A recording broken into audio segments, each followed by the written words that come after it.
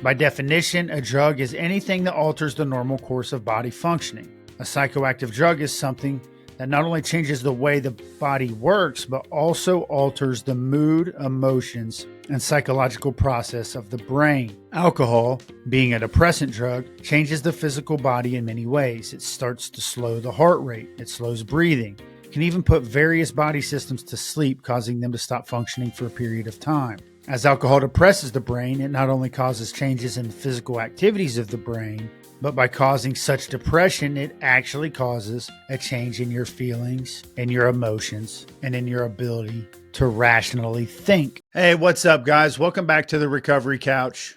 I'm your host, Brandon Couch, and we're continuing our series called Learning Together, where we're taking a deep dive into addiction, the stages of addiction, recovery treatment, the neurobiology of addiction. And today we're going to dive into drugs of abuse.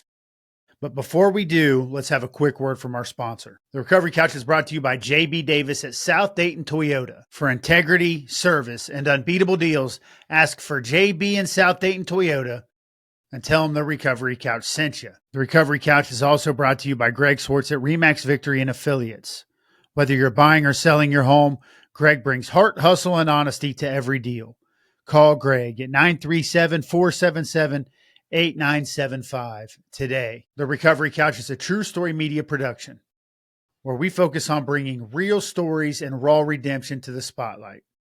Go check us out at www.recoverycouch.com. So back into the content. Today we're diving into drugs of abuse. We're going to start with alcohol. And we're going through a book called Getting Ready to Test, a review preparation manual for drug and alcohol credentialing. So the chapter starts off with brief information about alcohol. Alcohol is a central nervous system depressant.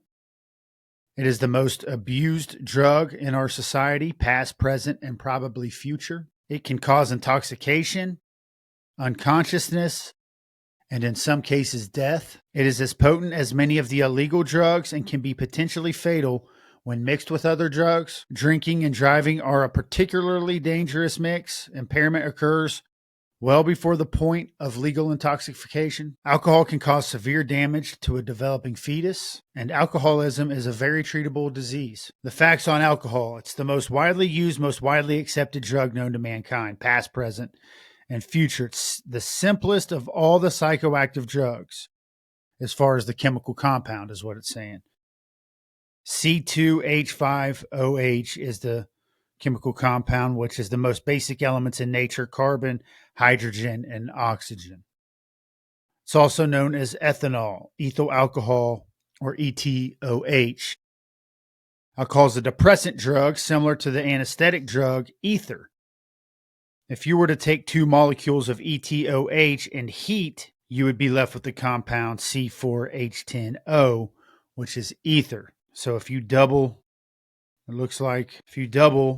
alcohol, the compounds in alcohol, the molecules, if you double those, then you would get ether. Alcohol is the only non-medical drug taken only by mouth. Whereas other drugs have multiple methods of use, alcohol is predominantly a drug taken orally. You could indeed soak your feet in a vat of brandy and raise your blood alcohol level, but this is not something that could be done with much social grace. That's a kind of a funny ad lib to throw into a credentialing exam book. You can inject it into your vein, but the physical harm this could cause might be life-threatening. And there are also reported cases of a late-stage alcoholic who can no longer drink alcohol due to the destruction of their intestinal system, so they do it by giving themselves enemas. Alcohol is the only drug with a large number of those who use it do not become physically dependent upon it. It is estimated that 10% of the drinking population are dependent on alcohol, approximately 15 million Americans. Many other drugs have addiction rates as high as 50 to 60% of those who use them, including marijuana, heroin, and cocaine. Because of this fact, the majority of drinkers view alcohol as being relatively safe and tend to not view alcohol as a drug. By definition, a drug is anything that alters the normal course of body functioning. A psychoactive drug is something that not only changes the way the body works, but also alters the mood, emotions, and psychological process of the brain. Alcohol, being a depressant drug, changes the physical body in many ways. It starts to slow the heart rate, it slows breathing, can even put various body systems to sleep, causing them to stop functioning for a period of time. As alcohol depresses the brain, it not only causes changes in the physical activities of the brain, but by causing such depression, it actually causes a change in your feelings, in your emotions, and in your ability to rationally think. Alcohol is the only drug that contains calories, yet these are wasted calories because beers and wines are clarified. This process removes the vitamins and nutritional value of the beverage. Many late-stage alcoholics who rely solely on alcohol for their daily food intake suffer serious medical problems related to malnutrition because of this. Because alcohol goes through a process where the vitamins and nutritional values are removed, called clarified. Types of alcohol. When we talk about alcohol, we are talking about beverage alcohol, ethanol. The common varieties of beverage alcohol are beer, both the regular and low-calorie light beers, made from various cereal grains such as barley, rye, corn, and wheat. The process of making beer is referred to as brewing, in which grains are converted from a cereal broth starch to fermentable sugar, fermented, and stored and aged for a certain period of time. The resulting product contains from 3 to 6% alcohol by volume, with the typical regular beer, also known as lager beer, containing approximately 4% alcohol. Light beers generally contain about 3.25% alcohol. Malt liquor is a more delicate, aromatic flavor and contains between 4 and 5% alcohol. Ale, stout, and porter beers are more bitter with a full-bodied taste and alcohol content between 6 and 7%. Wine, made from the fermented juice of grapes or other fruits, is another type of alcohol. A variety of wine products exist on the market today. There are soda pop wines such as Boone's Farm, TJ Swan, etc. They have an alcohol content of about 8%. Wine coolers, fruit-flavored wines, range from 4% alcohol up to 9% alcohol by volume. Table wines, your reds, whites, rose, sparkling, or champagnes, contain anywhere from 10 to 14% alcohol. Fortified wine, for example, Mad Dog 2020, contain up to 21% alcohol.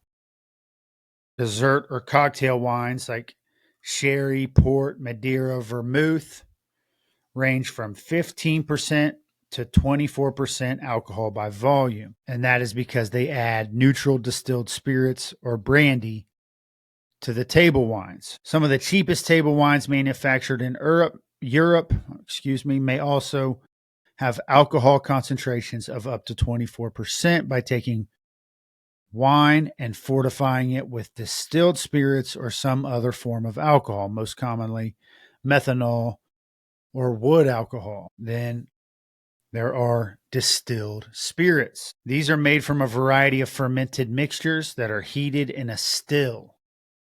Whiskey, vodka, gin, and brandy are mixtures of cereal grains or fruits, while rum is derived from molasses, and tequila is made from the fermented juice of the mescal cactus plant. Alcohol has a lower boiling point than the other substances in the fermented mixture.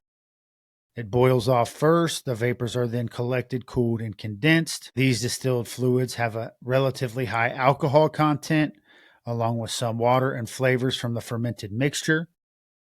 The alcohol content generally ranges from 40 to 50% or 80 to 100 proof.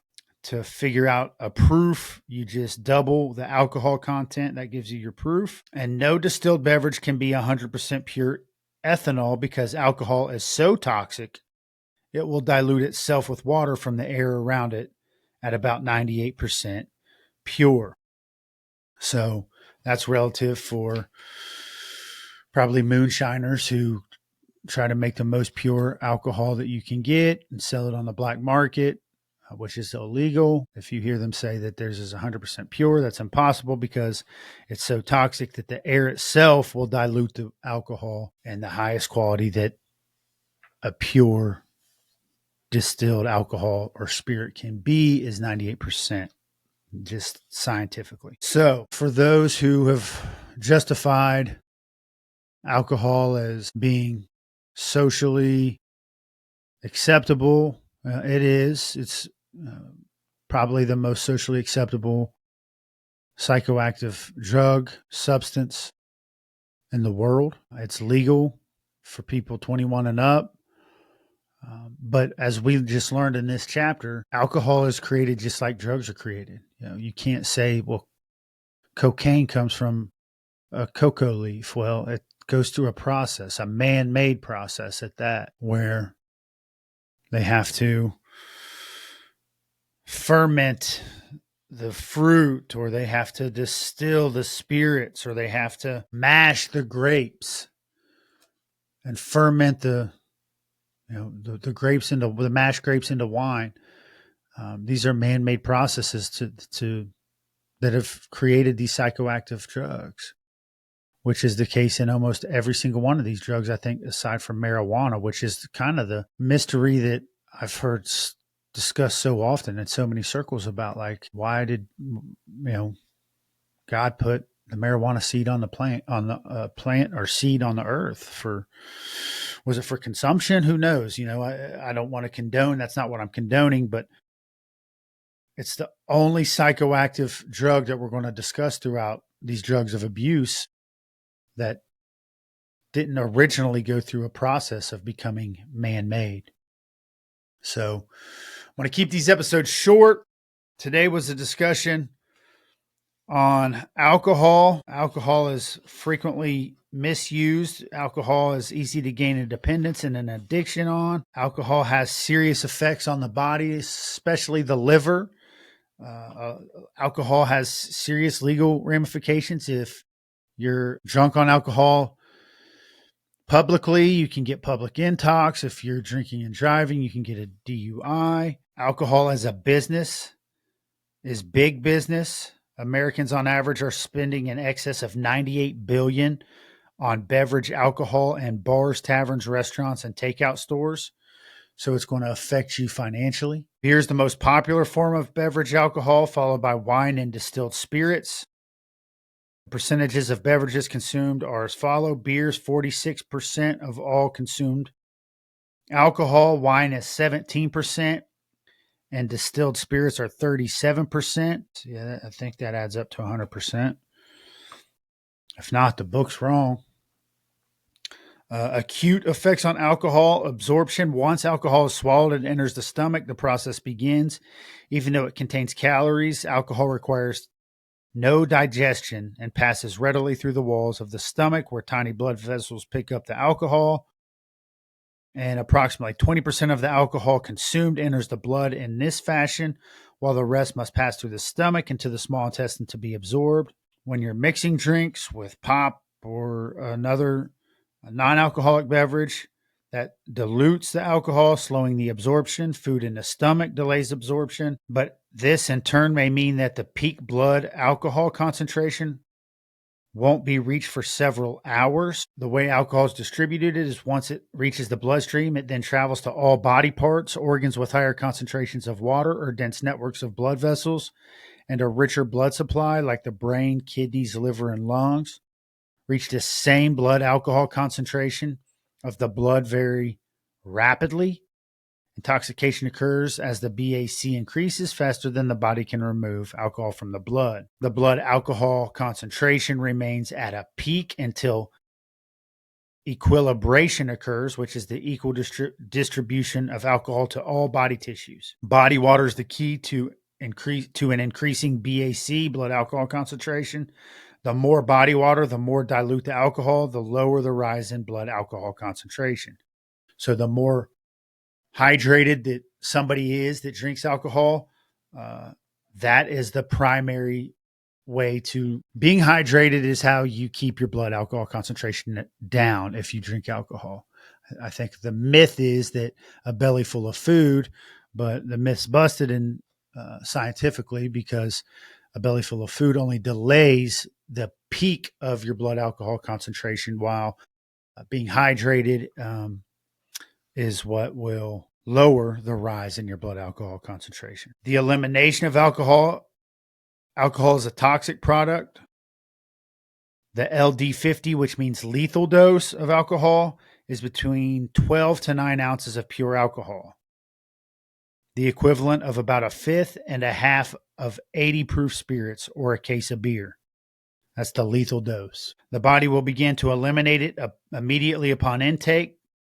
Since water is the primary mechanism used to dilute and eliminate alcohol, salivation will increase, diluting the alcohol entering the system. So your body recognizes alcohol as toxic and starts to use its own defense systems, salivation, to try to eliminate or lower the alcohol content. Since water is the primary mechanism used to dilute and eliminate alcohol, your salivation will continue to increase, which is why alcohol may burn going down. The cells of the throat burst to give up their water. Didn't know that. This effect is most noticeable with straight spirits rather than beer or wine, or shots. That's why shots burn. Your body is reacting to the toxicity of what you're putting in it. 2 to 5% of all alcohol is eliminated unchanged in urine, perspiration, and respiration. The remainder must be eliminated through the detoxification and oxidation process. So every time you put alcohol in your body, you're really putting your body through an entire science project. The liver is the only organ that can detoxify alcohol. That is, change ethyl alcohol to acetyldehyde, acetaldehyde back to acetic acid, or to acetic acid. So let's read that again. The liver is the only organ that can detoxify alcohol. That is, change ethyl alcohol to acetaldehyde, acetaldehyde to acetic acid. It detoxifies 95 to 98% of all alcohol that enters the system. Once the liver has detoxified alcohol to acetaldehyde, acetaldehyde to acetic acid, all the organs that possess a dense network of blood vessels can burn or oxidize the acetic acid. The liver oxidizes about 75% of the alcohol consumed. Other body organs eliminate about 20% of the alcohol. The metabolic rate for elimination is typically about a half ounce per hour. I think that's a common misconception. I think there's certain people that believe that they sobered up quickly. I've heard it a million times, to be honest with you. Somebody will be like, and then the cops came and I sobered up quickly. And I think what this is teaching us is each individual's metabolic rate is the only thing that determines how fast you sober up. You can have mental alertness quickly. You can go from, having, like mental depression from the depressant, which we got into a few episodes ago about what's happening at the synaptic cleft, how depressants are basically creating a log jam at the synaptic cleft, making it hard for stimuli to pass through. And that's why you get chill and relaxed, while stimulants basically create an open highway at the synaptic cleft, allowing for stimuli to rush through there, which is why people on stimulants are super alert. So scientifically, that's the entire myth busted of some sort of change in scenery can sober somebody up, or a cup of coffee or a cold shower. Those things will not sober you up, but they can increase your alertness. So some acute physical effects of alcohol: it affects your digestive system. The lining of the gastrointestinal tract is noticeably affected by the presence of alcohol. Alcohol acts as an irritant, causing the stomach to produce a larger than normal flow of hydraulic acid, or hydrochloric acid, not hydraulic, sorry. The way it affects your heart and circulation: low doses of alcohol initially increase the heart rate and blood pressure. Then it begins to sedate your heart muscle. As more alcohol enters the system, the pumping power of the heart is reduced, and this condition can cause irregular heart rhythms that can be detected on an EKG reading. This effect often occurs even in healthy drinkers and is known as the holiday heart syndrome, since many social drinkers notice this change in heart rhythm during excess drinking at various holidays. So alcohol is affecting your heart. Each time you drink, red blood cells are killed by the toxic effect of alcohol. These drinks actually kill as many platelets as the body produces in any given day. As the red cells and platelets float in the system, the body absorbs some and reuses the components to make new blood cells. Recently, the wine industry has been promoting the health benefits of red wine on the heart. There was a 60-minute story that actually talked about the lower rate of heart disease in France as a result of drinking beaucoup red wine, which means a lot in French. That I know. Beaucoup. Apparently, there's a chemical in red wine called resveratrol. It works to lower cholesterol. And then after the story, sales of red wine increased 30%, which to me sounds like people are looking for an excuse to drink. How it affects the endocrine. There are noticeable effects on the system of glands and organs that secrete products that regulate our body. In the pancreas, insulin is secreted to control the level of blood sugar because of its irritant effect. Alcohol causes the pancreas to release additional insulin, which depletes blood sugar, causing a condition known as hypoglycemia, or low blood sugar. In mild cases, the symptoms are sweating, nervousness, weakness, or confusion. So it's going to affect your blood sugar. It's going to affect your internal organs. And it can affect you negatively socially. I think that people tend to focus on the positive social effects of lowered inhibitions, ability to conversate and have less anxiety, but it can also have some adverse effects socially: sweating, nervousness, weakness, or confusion. Or worst case scenario, you're falling down drunk. It affects the central nervous system. The central nervous system is actually the largest water carrying organ, and the effects of alcohol on the brain are the most noticeable. The brain is comprised of a variety of sections, each having control over various body aspects. Since alcohol is a depressant drug, it sedates the brain from the outside in, from the cerebral cortex to the medullary functions, the deepest brain functions. And there's various levels of activity that are affected by the presence of alcohol in the brain. One is your intellect is affected when you drink alcohol. Two, your emotion is affected when you drink alcohol. Three, your motor function is affected when you drink alcohol. Four, another function level of the brain that's affected is semi-voluntary function. Five, your involuntary function. And six, your vital function. These are serious, serious things. Alcohol can also have an effect on your sleep. For hundreds of years, alcohol has been used to aid in the process of sleep. But today, many physicians prescribe 2 drinks of brandy before bedtime to help promote restful sleep, because alcohol is a depressant drug that causes sedation on the central nervous system. However, the benefits of alcohol on sleep are greatly exaggerated and actually counterproductive. So there's 2 primary mechanisms that determine our ability to sleep. One is the reticular activating system, the RAS. The job of the RAS is to tell the body when to be alert and active, and it supports neurochemicals necessary to activate the system. Functions of the medulla oblongata, which we got into the brain stuff a few episodes ago.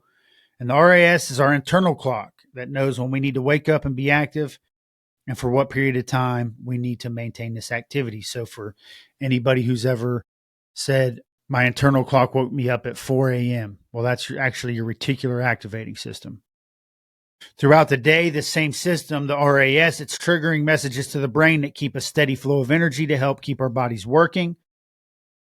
And as we approach our period of sleep, the RAS begins to slow the release of neurochemicals, allowing the body to begin slowing down in anticipation of sleep. So we go into multiple stages of sleep. First stage, stage one, is the sleep. It's just the sleep period. It's a period between sleep and wakefulness. Generally lasts from 2 to 10 minutes in most individuals.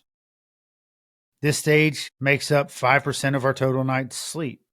From there, we go into stage 2 of sleep, non-dreaming sleep, NREM. This accounts for 40 to 60% of our night's sleep and is a medium, deep, and restful sleep. Stage 2 sleep deepens to stages 3 and 4, which are characterized by specific EEG patterns known as the delta waves. This is the soundest sleep we have. This lasts anywhere from a few minutes up to 2 hours and occurs only during the first 1 to 3 hours of sleep. It accounts for 10 to 20% of our total night's sleep. Those people who suffer from alcoholism, REM rebound occurs in recovery as the body forces itself to dream. However, as important as REM sleep is, after a heavy bout of drinking, REM sleep does not occur. This is why so many people after a heavy night of drinking report sleeping like the dead, but wake up tired and irritable or hungover. Blackouts are another effect of alcoholism. A blackout is an amnesia-like period, often associated with heavy drinking. It's where the person who drank in excess doesn't remember anything that he or she did.